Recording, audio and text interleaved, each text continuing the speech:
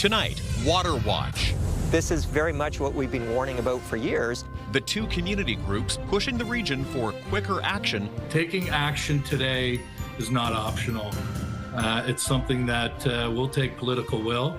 On an impending shortage. More money for regional police. Colleagues, that motion has carried. An increase approved, despite an attempt to rethink. And what, quite frankly, is looking to build a Taj Mahal facility when that is not what we need. A massive spending project. Plus, the lunch hour save for Guelph's cycling community. All of my time has been trying to figure this out. How new provincial powers came into play. I, using the strong mayor powers, am increasing the operating budget by $650,000 to keep lanes and maintenance rolling through the winter.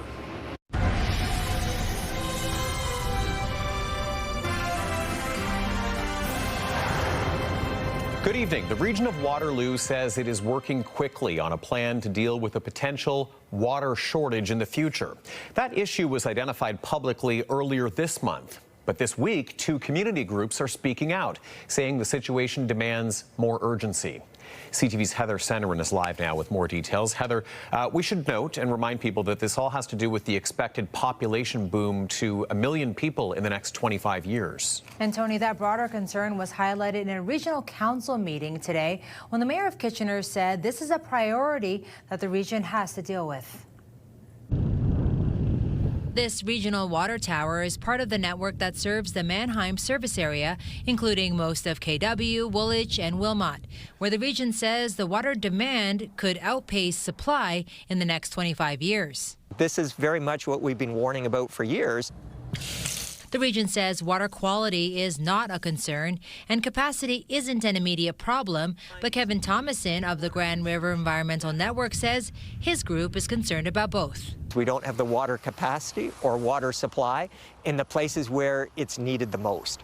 And so that's a big concern. Waterloo Region's water system draws from 100 wells. Groundwater makes up 75 to 80% of its drinking water. The rest is taken from the Grand River. Already we've seen several of our wells had to be shut down in recent years because the water is saltier than seawater because of the amount of road salt that's going down on the road. So salination is an issue. Earlier this month, the region said the Mannheim service area doesn't have enough water to support the community's growth by 2051. Taking action today is not optional. Citizens for Safe Groundwater says the region needs to act now. We are suggesting that regional council adopt a motion calling on the province to establish this blue belt in our region to ensure that the Waterloo Moraine, which is our primary aquifer for drinking water, is provincially recognized as being permanently protected. Both groups want immediate, stricter controls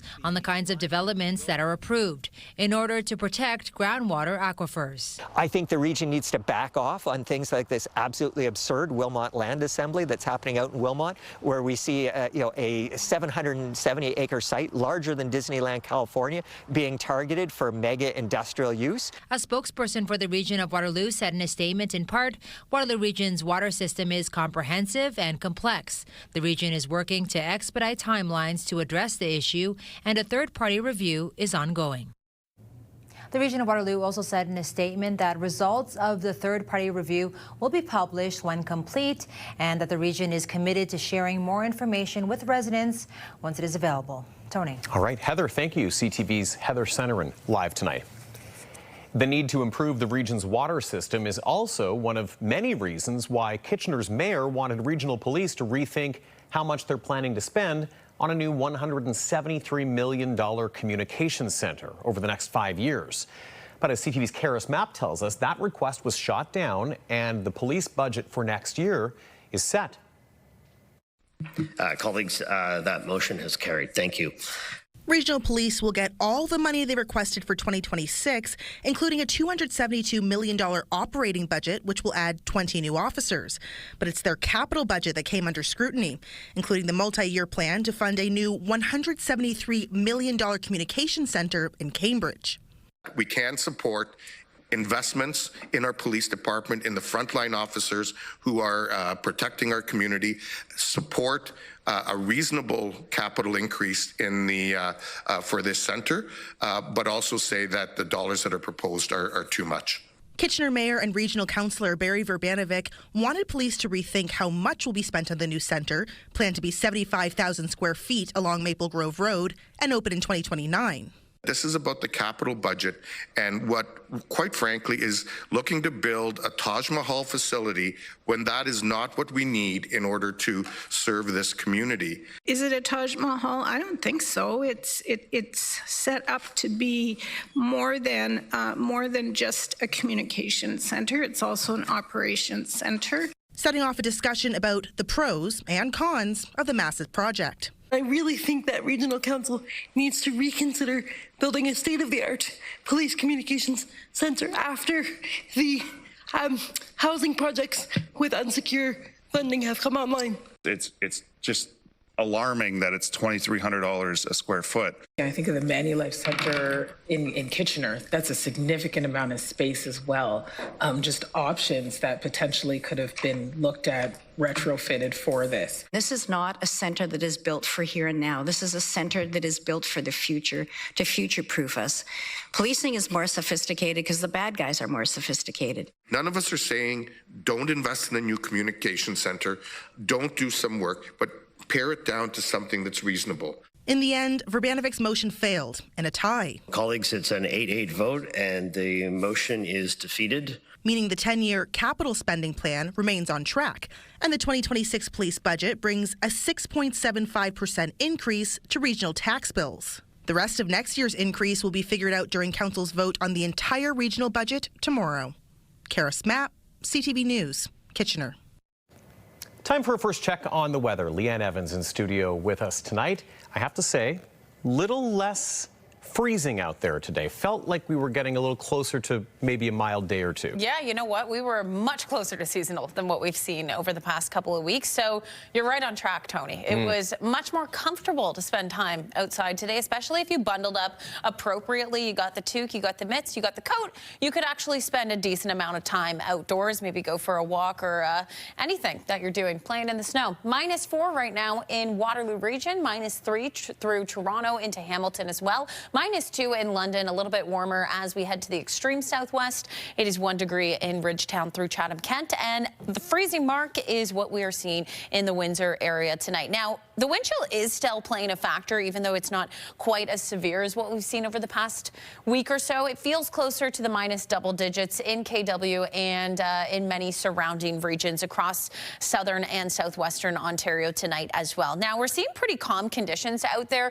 A little bit of cloud cover right now, but you can see this system that is set to move in, with it bringing some rain, some freezing rain, and possibly some scattered flurries as well. So coming up a little bit later on, we'll break that all down, and I'll tell you when temperatures are going to rise above the freezing mark too. Tony. Okay, great. Leanne, thank you.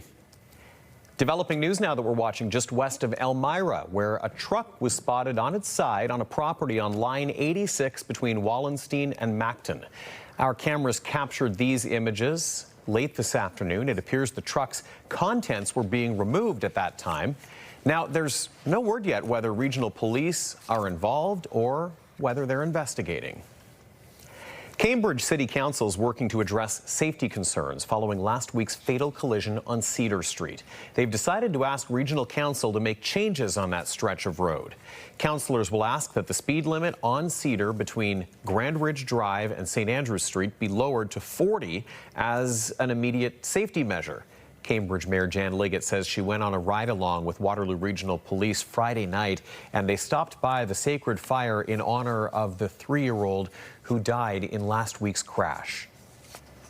One of the hardest things I've ever had to do, because the mother of that little girl and the father got out of a car while I was there. It was her first outing out of the hospital. It was very difficult. The trauma that they have gone through, the accidents that have happened at that crosswalk and on that road are just, there was another one the next day. So something absolutely has to be done here. It's just one of those really bad roads in our community.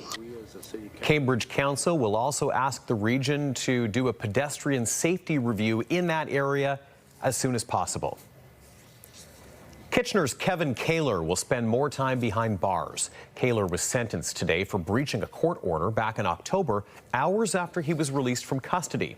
CTV's Alexandra Hollick just back from the courthouse and joins us now with more. Alexandra, what is next for Kevin Kaler? 3 months in prison, Tony. The Crown had also asked for 2 years of probation following Kaler's release, but after hearing from Kaler himself today, Justice Dominique Kennedy decided against it. The probation order would have had the same conditions as the peace bond sought by Waterloo Regional Police, including abstaining from buying or consuming alcohol, which Kaler breached less than 5.5 hours after his initial release. It would have also seen Kaler attend counseling for substance abuse issues, which the Crown considered an opportunity to help Kaler reintegrate back into society. In court, Kaler denied having a drinking problem and said he drinks so he can relax and talk to people. And when asked whether he wants probation, Kaler said, "You know I'm going to drink if I want to drink," adding, "I'm 61 years old. Am I ever going to have a life where I can actually be Kevin without strings stuck to my shoulders?" In her decision, Kennedy said the sentence is sufficiently punitive to achieve general deterrence, and probation isn't necessary. Kaler is currently being held at Maplehurst Correctional Complex in Milton, where he'll remain until March. Then he'll still have to abide by the peace bond conditions for at least another year. Tony? He's Alexandra Hollick with those details from court. Alexandra, thank you. Some immigration experts are warning Canadians to avoid traveling to the U.S. unless they have to, as data from U.S. Immigration and Customs Enforcement shows more Canadians are being detained due to changes in U.S. immigration policies. CTV's Heather Wright has that. This is North America's busiest border crossing, the Ambassador Bridge, which connects Windsor and Detroit. It's where Greg Williams was detained by U.S. Border Patrol last month as he tried to enter the United States with his wife and dad. And then it was turn the car off, hands on the dash, and within seconds there were 15 agents surrounding the car. Williams says he was handcuffed and taken into a small room inside the nearby building. He was photographed and fingerprinted before ever knowing why he was being detained. I wasn't worrying about being sent to some, Ecuadorian supermax, which is very much white privilege of me, that it's like, I don't have to worry about those things, but that's also like, nobody should. Turns out there's another Greg Williams with some sort of a record that prompted the detention of this Greg Williams, an Ontario musician. This happened because I have the same name, and that's crazy. Williams was released after a couple of hours, but his story highlights the growing number of Canadians being caught up in the immigration crackdown underway south of the border. More than 200 Canadians have spent time in ICE custody at some point since January, compared with 137 detained in 2024. Records show at least 6 children were among those detained. While a handful of Canadians had felony convictions or other criminal records, the vast majority were picked up for visa violations or less serious infractions, which experts say marks a major shift in policy. For the most part, from what I've seen, we're looking at very minor criminal infractions, but sufficient to attract the radar of U.S. enforcement. Experts say in the past, Canadians would have been denied entry into the United States or sent back to Canada, but are being detained more frequently. Heather Wright, CTV News, Toronto.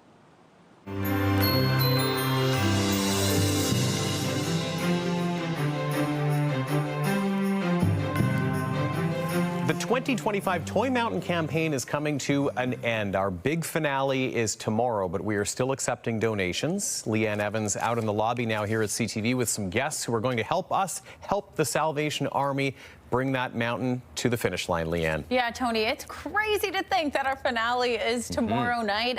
We've been saying this has been one of our longest campaigns to date, about a month long or so, but now it feels like it went by like that because, yeah, tomorrow night is finale night, so we're trying to build that mountain as high as we can in support of the Salvation Army, and we have a very generous donation tonight from everyone at Domino's Pizza. It's great to see you guys. Thanks for coming back. Thanks for having us again. Nicole, you were here last year with the team, and tell me a bit about how the campaign has evolved over the past year and what brought you back. Right, so we started the campaign, I believe it was 2019. The first year we had about 350 gifts. Every year it kind of snowballs. This past year we had over 1,000 gifts, which is great to see. It's something that we run over the Tri-Cities, New Hamburg, Elmira, Paris, and it's a great turnout every year. So you're collecting donations at all different shops. How are you doing that? How are you getting the donations? So the way that we do it is if someone drops off a toy, $10 value or more, we give them a gift certificate for a large 3-topping pizza. And this is something that we start getting questions about in November. So there's a lot of excitement for this campaign. Wow, that's fantastic. So you give something, you kind of get a little something in return too from you guys. Jaspreet, what's it meant to you to be able to help kids out in the community? Oh, it is a great campaign. I think it's a great way to give back to the community.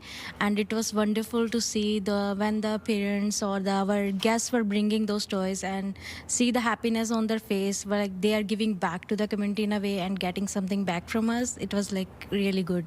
Well, it's great what you guys have done and how the campaign has really grown over the years as well. And I know it's been a big one this year because we have almost 1,000 toys there waiting to be added to the mountain by the kind folks at Domino's Pizza. So Tony, we will get that donation later in the newscast. Bring them on in. We'll welcome those later. Thank you, Leanne. A decision that angered the cycling community in Guelph has been reversed. Coming up, the sudden move today to keep bike lanes open and bike maintenance rolling through the winter. Download the CTV News app and stay on top of local stories as they unfold. We go to a dramatic scene unfolding. Customize your feed and watch live wherever you are. CTVKitchener.ca, your home for news.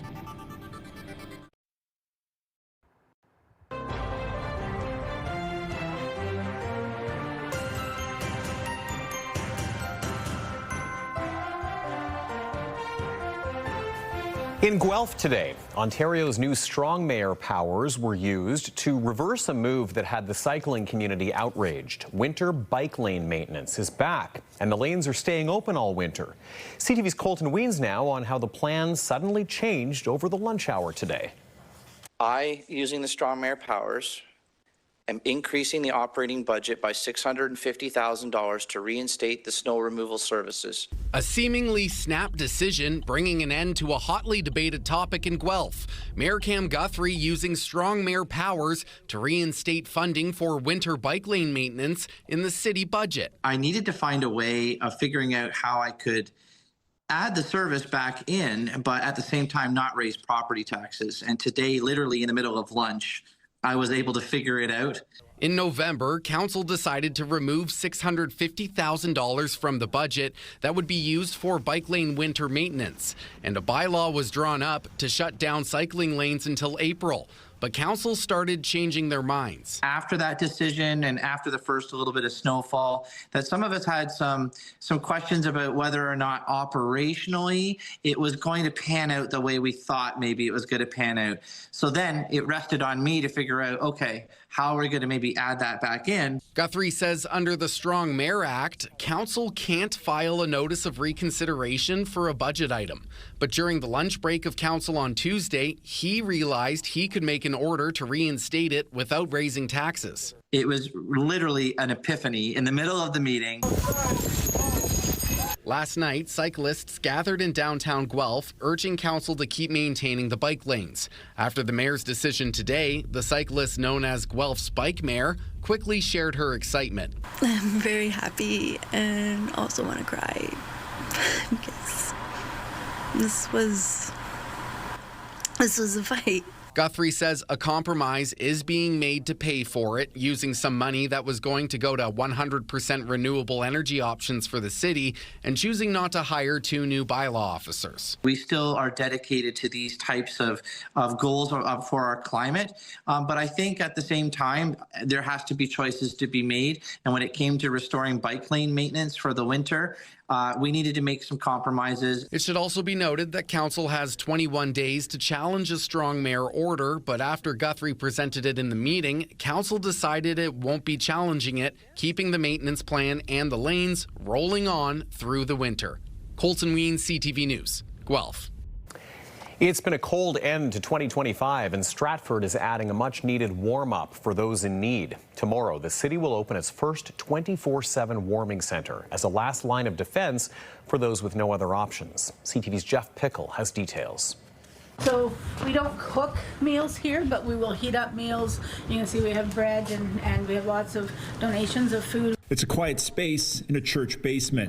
We have totes here where people can keep some of their belongings if they're comfortable doing that. But to those in Stratford without a home, it's much more. It's turned out to be such a really vital piece of Stratford, bringing services to the most vulnerable where they are at the time that they need it. Born in the pandemic when homelessness began to swell in communities across Canada, the Connection Centre on Juro Street was a place of daytime refuge. We weren't even sure kind of how many people we were going to see or what was going to happen, and we now see at least 40 people a day. Because numbers continue to rise, the space will now be open all night for those needing an escape from the cold. So really it is meant for people who have literally nowhere else to go, right? So the people that are living unsheltered and don't have a home or somewhere else warm to be.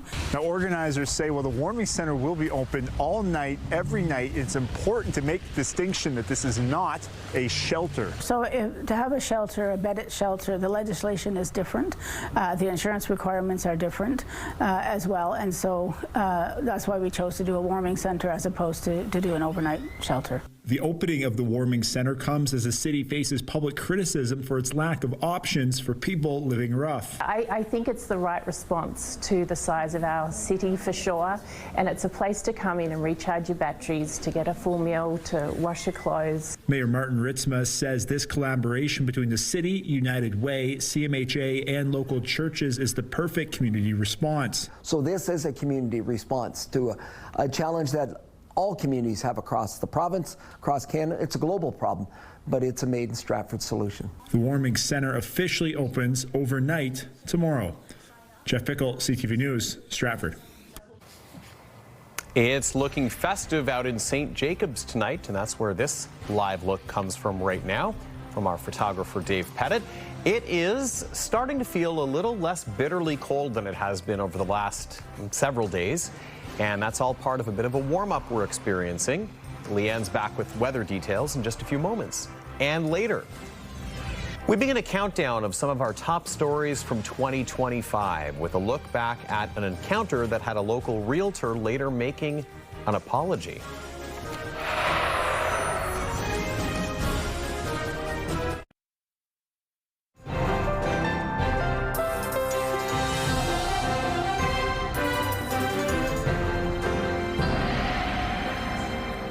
All right, Leanne is here with our forecast. I snuck out for a little walk today. When? I know. You didn't invite me. Busted. It was too late for you. I knew it was too late for you. I didn't even see you go. Yes, I was very stealth about it all because I didn't want to get this guilt trip. Well. Are we friends? We usually walk together. Yes, this is the backstories. We typically do a lunch hour walk together. Today, my timing was all off. Anyhow, the point I was going to get around to in all that is that there was a beautiful sort of 45-degree angle of sun right in my face at just the right moment. Ashley told me that when she got out, she saw sun too. You know what? I didn't get out today at all. So maybe that's why I missed the sun. I was out this morning at Chicopee Hills Public School for some Toy Mountain stuff, but that was a little bit earlier in the morning when we were just seeing that cloud cover. So I will believe you and Ashley that the sunshine peaked out today. It was nice. And you know what? Temperature temperatures much more comfortable as well. So live look outside from St. Jacobs this evening. And you know what? I got to get to St. Jacobs this holiday season because it's always so gorgeous with the lights and all the festivities going on there. Of course, the shops open during the day as well. So nice to see, and you can also grab a bite to eat there too.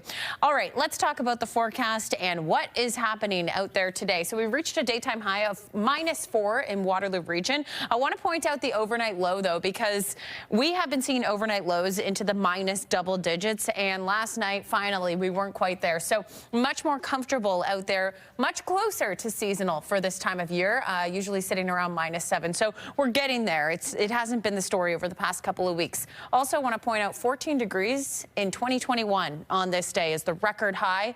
I've been trying to think about what was that day like, because I don't really remember it, and that's something that would likely stick out to us because we have not seen 14 degrees in some time.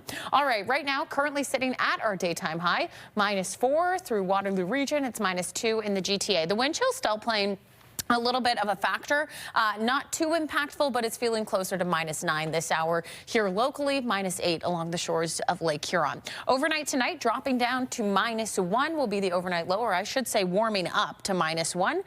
It'll feel like -12 with the wind chill, winds gusting out of the southwest upwards of about 60 kilometers an hour. Tomorrow, those winds shift to the west, gusting up to 50 kilometers an hour, and temperatures continue to rise up above the freezing mark. 3 degrees is the forecast daytime high. Let's hope it reaches that, because it will feel very nice to be able to get outside. But with that, keep in mind, we could likely see some melting of the snow accumulated on the ground. In the morning, we're set to see some freezing rain as well. So here's how things kind of play out. Overnight tonight, that cloud cover builds. We'll see some overcast conditions through the early morning hours as well into Wednesday.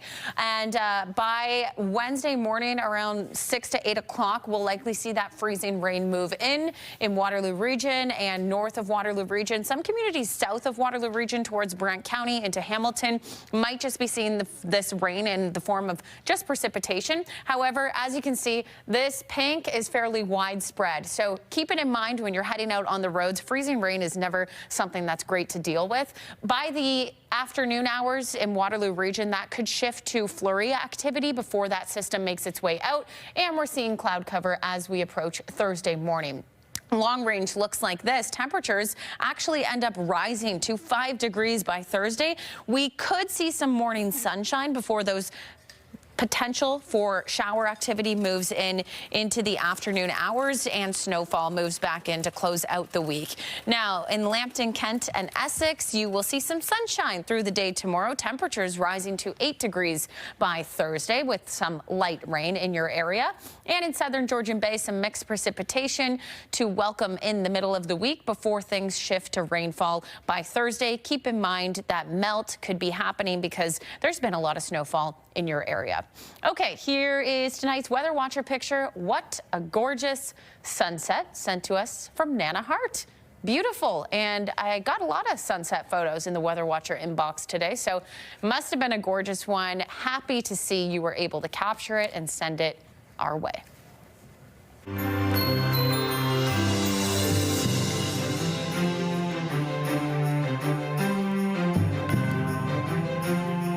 Well, Leanne, we were alluding to it earlier. Tomorrow is the big finale for the 2025 Toy Mountain campaign in our partnership with the Salvation Army, of course.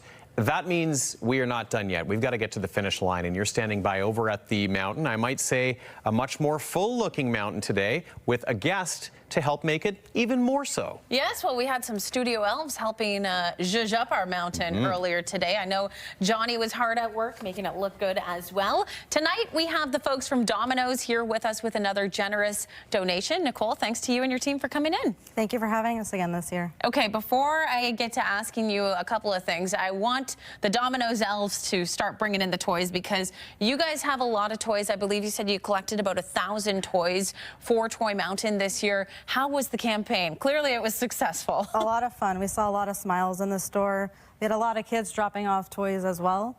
Just looking to bring joy to someone else this holiday season. And in turn for dropping off toys, we gave out a large 3-topping gift certificate.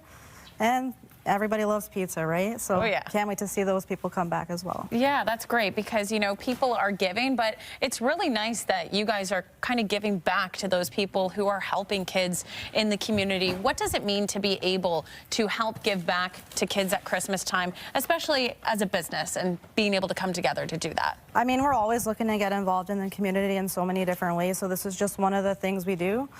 We also partner with Food for Kids for our March break, where kids make their own pizza, and we raise money for different organizations like that. So a lot of these campaigns are just focused on kindness and trying to make the community a little bit better in small ways that we can. Yeah, fantastic. And you guys have been coming back. Tell me about how the campaign started versus how it's grown now. Right, so it started in 2019. I think the first year we had about 350 toys in total, and every year kind of snowballs, like I mentioned earlier. And this year over 1,000 toys. So can't wait to see what we can do next year as well. Fantastic. What is the next project that you guys are going to be working on? Do you know? The next project is kids make their own pizza during March break, and that's going to be at all of our locations. So it runs in the afternoon, and Raising Money for Food for Kids, I believe, is the organization that we're partnering with for that. Awesome. We have a $5,000 goal, so hoping to hit that. Nice. Well, it's great that you guys all come together too, because of course there's many different locations out there in Waterloo Region, through New Hamburg, Guelph as well. So it's great to see that you guys are able to come together and support Toy Mountain and the Salvation Army in the way that you do, because it is extremely generous. About 1,000 toys coming to Toy Mountain tonight from the folks at Domino's. Nicole, thanks to you and your team for coming in. And Tony, you know what? This is going to help this mountain really grow. Our push to the finish line, thanks to the team at Domino's. It sure will, and we thank them with all of our hearts, and I know the Salvation Army does too. Okay, Leanne, thank you so much. Next, CTV's John Woodward looks into the growing problem of scrap tires piling up around the province.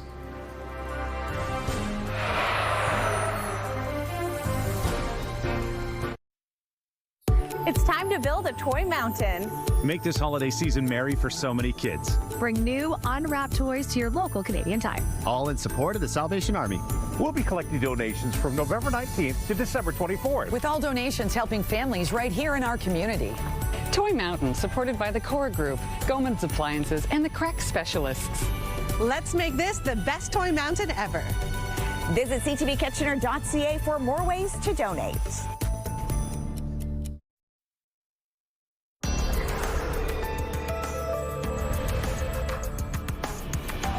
Tire dealers all around Ontario are complaining that the wheels have fallen off the province's tire recycling program. Scrap tires are piling up, and it's being blamed on a recent change to regulations. As CTV's John Woodward tells us, the rush is on to stop these tires from being dumped or even burned.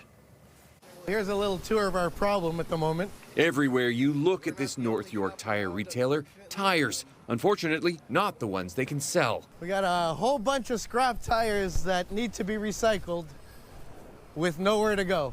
Rich is a tire hauler. He'd love to recycle the 3,000 tires here, but he says no one is taking them. Processors are closed and not accepting any tires right now. A problem happening across Ontario, says Adam Moffat of the Ontario Tire Dealers Association. There could be, millions of tires stockpiled across the province right now. Critics say one factor behind these piles of tires are recent changes to provincial recycling regulations. Tire producers have been responsible for recycling tires since 2019, paid for with a consumer fee. But in January, the province changed the recovery target from 85% of the weight they sell to 65% of an averaged weight. When some recyclers hit that lower target, they stopped accepting new tires. In the thick of the busy season here, to have tires piling up in the large quantities that we're seeing is just creating unsafe circumstances. Piles of tires everywhere. Ontario's opposition says those new regulations need to be rolled back. What they're going to end up doing is sending them off for incineration or some other thing, or they may end up in a ravine near you. We got in touch with a non-profit recycler, E-Tracks, that offered to take the tires here. That could help Rich, but he's worried. We need to come together and do something because the system is broken. If nothing changes, stockpiled tires will count against next year's target, and the producers will stop taking tires even earlier, leaving him with an even bigger pile of tires next year. John Woodward, CTV News.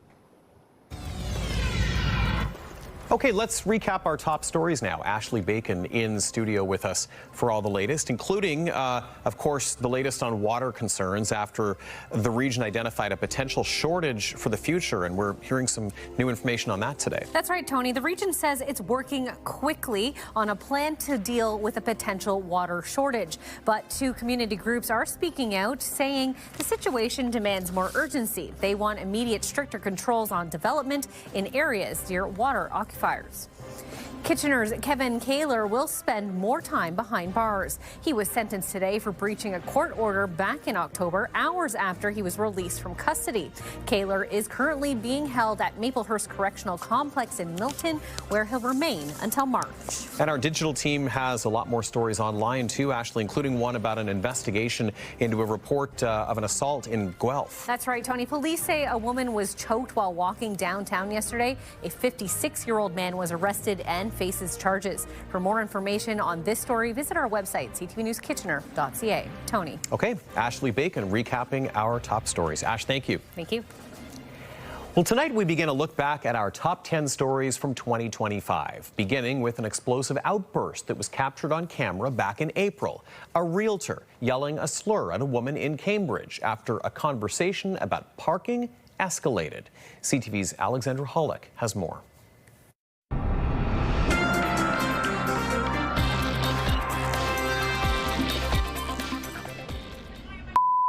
How's that for a witness, you?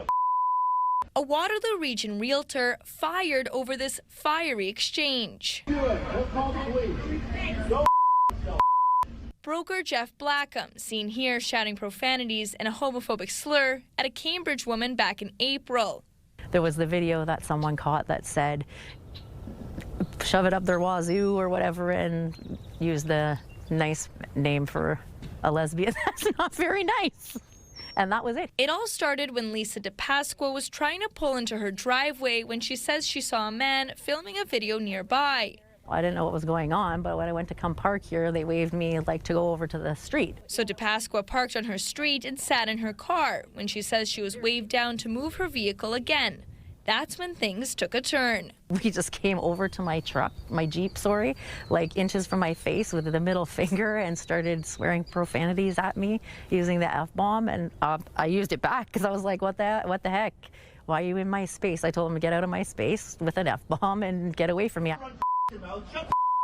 The video received thousands of clicks online and garnered the attention of Blackham himself.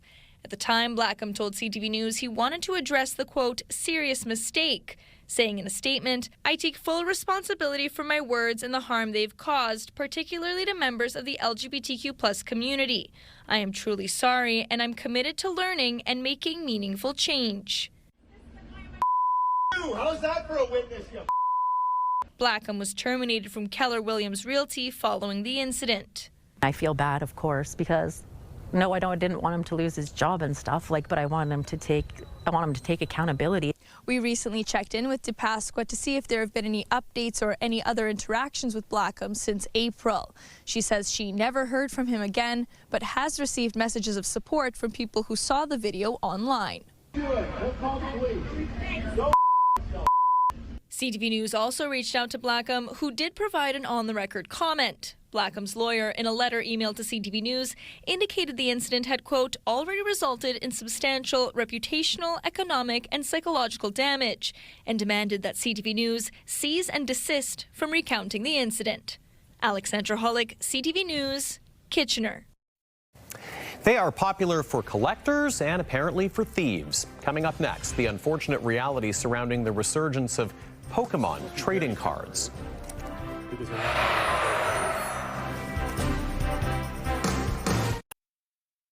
Holiday set decoration provided by Royal City Nursery. Owners of collectible stores around Ontario say it's a growing problem, the theft of valuable Pokemon trading cards, some of them worth thousands of dollars. CTV's Beth McDonnell has the story.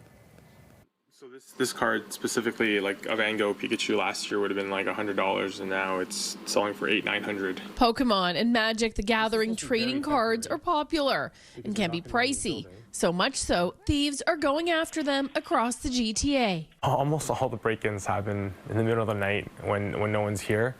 So, you know, thankfully no one's hurt, none of our staff are around, but it happens, you know, quite often. The cards are used for playing games and are collectibles. Dolly's Toys and Games deals with some cards valued over 6 figures. If your card goes for $200K, it could go for $300 tomorrow, as long as someone's willing to pay that amount of money for it. All of our stores have a hospital. There are 1,500-pound mag locks. Experiencing violence and theft, Mint Tank sports card owner John Amendola has become a self-described security expert to keep card thieves away. He has protection on the doors and windows, vaults, a sophisticated entry system, and plenty of cameras. 5 attempted break-ins, 3 break-ins at multiple locations. We've had an armed robbery, and we had a couple of instances of mail fraud to the tune of, you know, $100,000+. Still, York Regional Police tell CTV News they're not observing a noticeable increase in trading cards being specifically targeted in thefts, but Amendola says there could be a reason for that. I think they just don't want to bring more light to it. There's children are involved, families. I can tell you, there is an issue. It happens all the time, and they are aware. And Peel, York, and Toronto, they've all done a great job. In October 2024, a York investigation recovered Pokemon and Magic the Gathering cards worth around $100,000. Officers say fortunately this year there hasn't been another incident like it, although they have seen shoplifting and sometimes trading cards are stolen in residential break-ins. In Peel, police say data is categorized too broadly to isolate incidents around trading cards. In Toronto, police told us they don't see a consistent crime trend of Pokemon card thefts. Store owners point out there are some mechanisms within the industry stopping thieves. You know, if there's 15 dealers in Ontario, there's only so many people you can steal your goods to. Secondly, mostly everything is tagged, serialized, all the grading are encapsulated, and a lot of the manufacturers are now issuing barcodes that are specific to the store. We still recover a lot of stolen items just because it's as easy as they are to move. Sometimes it's really tough to get away with like very expensive cards without raising red flags. Yeah, we have cameras all over. But despite all upgrades, efforts, and being extra careful, it doesn't seem to deter all the thieves. And some keep trying to steal the cards. Beth McDonnell, CTV News. And we'll have more coming up. First, let's check in with Leanne. The temperature is much more comfortable through the afternoon and evening today, but what will tomorrow bring? Well, we're going to see some precipitation move in. We'll talk about it coming up in Wake Up Weather. We all know by now I am obsessed with the Traders Canada, and it looks like tonight it's a double header at 9 and then again at 10 o'clock. Guess I'm staying up past my bedtime. Before that, you can catch MasterChef Canada and The Big Bang Theory tonight on CTV. Tonight, a new travel warning. Within seconds, there were 15 agents surrounding the car. The rising tensions at the American border and what happened to a Canadian caught up in the immigration crackdown. Later on CTV National News and watch live on Crave.